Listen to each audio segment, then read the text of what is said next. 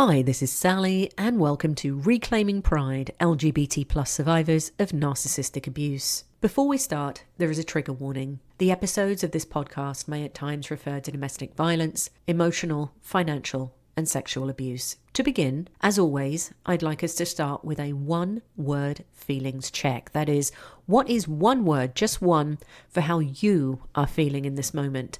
And I always stress it's not how other people around you are doing or anybody you're taking care of or thinking about. How are you doing in this moment? It's a centering exercise, and this is something that I encourage people who've been in toxic relationships to do daily if you can. It's something that helps you refocus back onto yourself and how you are feeling.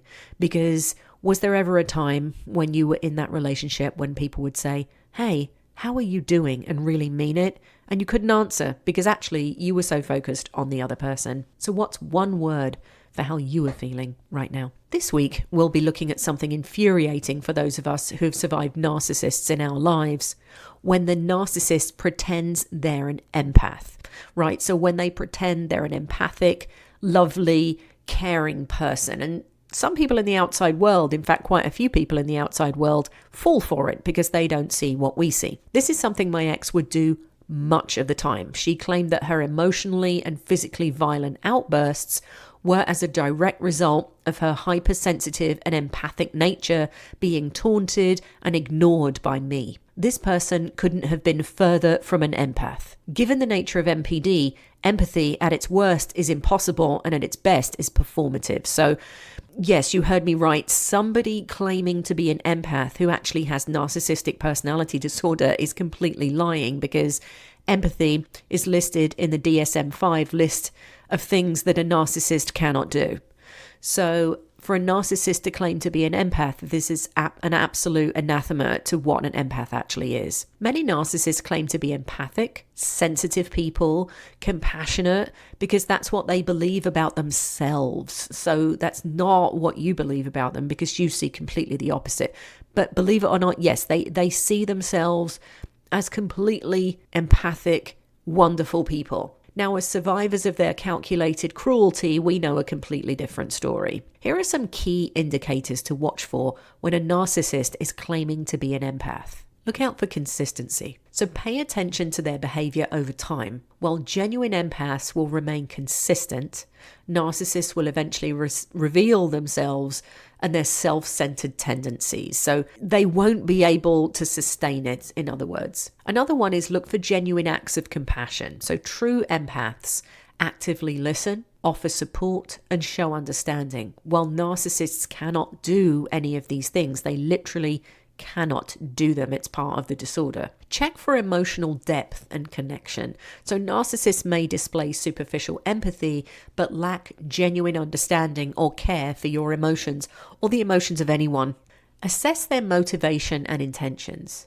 Narcissists pretending to be empaths often have self-serving motives beneath their apparent concerns, such as seeking personal gain or validation. Trust your intuition. If your hair stands up on the back of your neck or on your arms, you're probably right.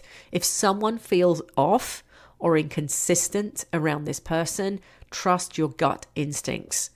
It's probably right. This person is not an empath. This person is not empathic in any way. Once you've confirmed that this person is a narcissist who's pretending to be an empath, there are some steps that you can take. You can establish and enforce boundaries. So be firm in communicating your boundaries to prevent narcissists from exploiting your empathy, because that's actually what they want to do. If you can, limit or cut off contact with this individual to protect your mental and emotional health.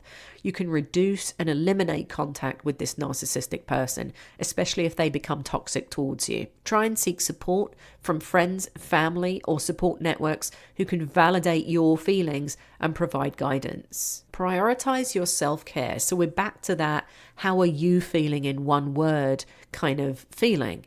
Engage in activities to promote physical and mental well-being for you, even if you have a short window of time to do it. If you may be even living with the narcissist, try and do this anyway. It will still help. So if someone with NPD cannot feel empathy, then how do they even pretend, right? So here's how. It's something called cognitive empathy. Have you heard of that before? It's exactly what it's called. So you're thinking about being empathic.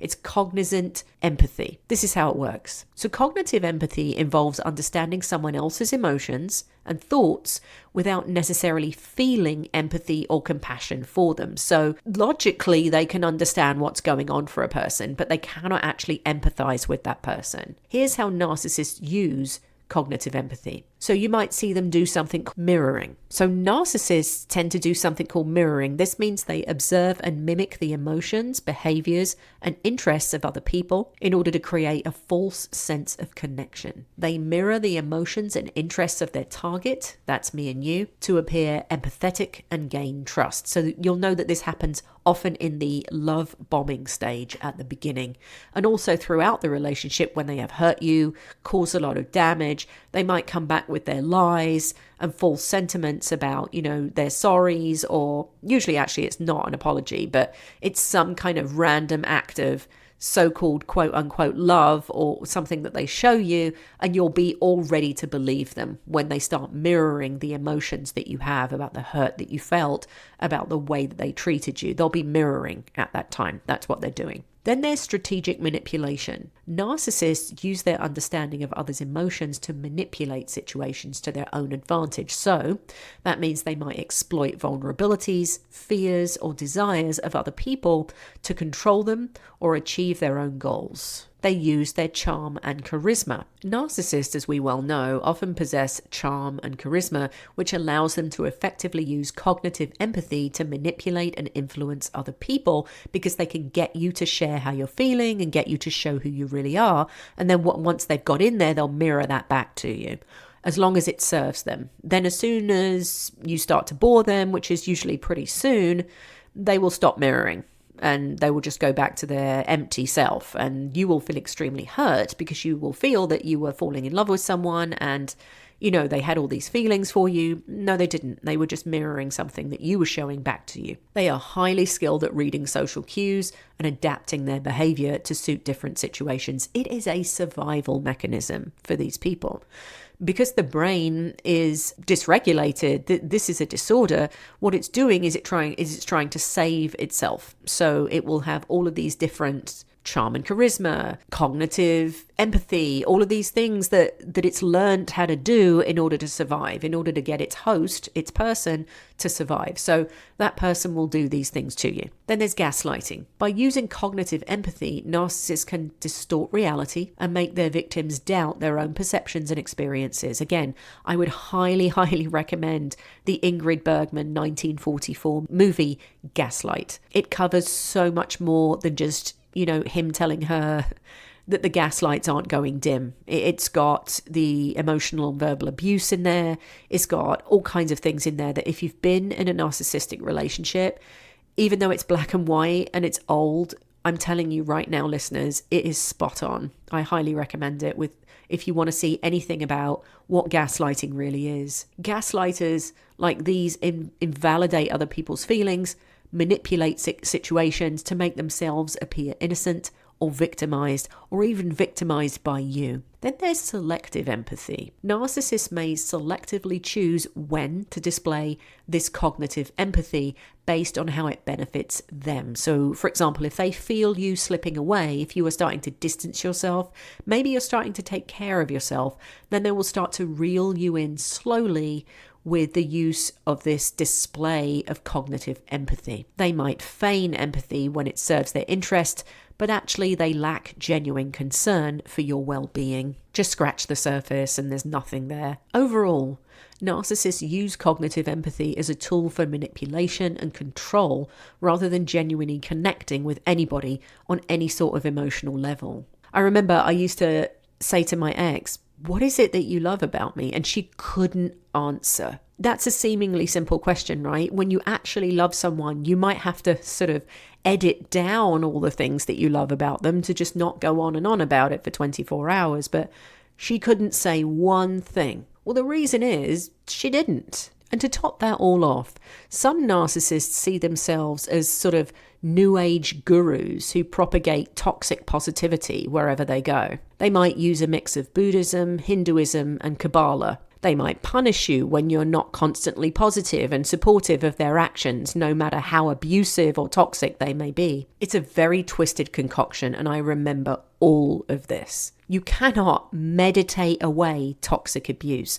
I used to go to meditation during the week, and sometimes she would show up and sometimes she wouldn't. And I would meditate. I would go to the meditation session before the Dharma session when I lived in New York City. And I would literally go into a state of meditation because we would sit for an hour and the tears would just be rolling down my face because there was just such a lot of pain there. I couldn't meditate it away, but what I could do was open myself up to actually feeling what I'd been struggling through for the whole week, let's say. I remember being in a metaphysical store with my ex, and she got extremely aggressive in the car on the way home because I had not gotten excited over the fact that the shop assistant had offered to dress a candle for us. At the time, I didn't know what it meant. I didn't know what to dress a candle meant, and therefore I couldn't react in the way that she clearly wanted me to. This caused violent swerving on the highway, screaming, slamming things in the car, and grabbing me. It was terrifying.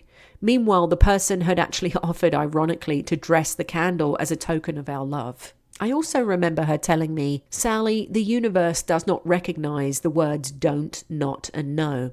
And thus she banished my ability to hold boundaries and her pulling me up every time I used the words don't, not, and no. It was constant. Anything to have control over the other person while still claiming to be right is the narcissist's bottom line. So in other words, when I would slip up and use words don't, not, no, she would just get increasingly angry. Because this was all my fault. And I was such a negative person in her life. In fact, she used to say that, "You're such a negative person in my life. I used to be so happy before I met you." Usually after a bout of serious emotional and sometimes physical abuse, one of her regular chestnuts was to say, "I'm a really nice person, Sally. I'm such a good person." Have you ever experienced this before? She would claim that I was not allowing her to shine because my behavior only brought out the worst in her. What a mistake she had made to be with me. She needed to be with someone who could see how great she was, and then she could be free to be herself. I remember thinking, if you have to keep telling someone that you're a nice person, you're probably not. Oh, the irony. To conclude today, our exploration into the complex dynamics of narcissists masquerading as empaths sheds light on the intricacies of manipulation, control, and the pervasive influence of toxic positivity within the new age guru culture. By delving into the nuances of cognitive empathy and dissecting the facade of empathy constructed by narcissists, we've equipped ourselves with essential tools to discern authenticity from manipulation. So be aware of that. Be aware of the authenticity as opposed to the manipulation. And I know it's not always easy if you're at the start of a relationship with someone, whether that's a friendship, a working relationship, a partnership, or an intimate one. Through this knowledge, we can empower ourselves to navigate relationships and communities with greater discernment and clarity. Remember, true empathy is felt. It's not proclaimed. Someone doesn't have to tell you they're a good person. It just shows. And it's through genuine connection and understanding that we can foster healthy, authentic relationships. So if you find that you're someone who has now been in such a toxic situation with an intimate partner, that you're now closed off to other people, try and use the tools that we're sharing in these podcasts so that you can open up slightly to the right kind of person, and you'll see the flags in the wrong kind of person. Please note, this podcast is not intended to replace professional therapy or counseling. It serves as a supplementary resource for support and encouragement. Listeners, you are encouraged to seek professional help if needed. I did, and it still works for me today. Take care, and I look forward to healing with you again next time. Bye-bye.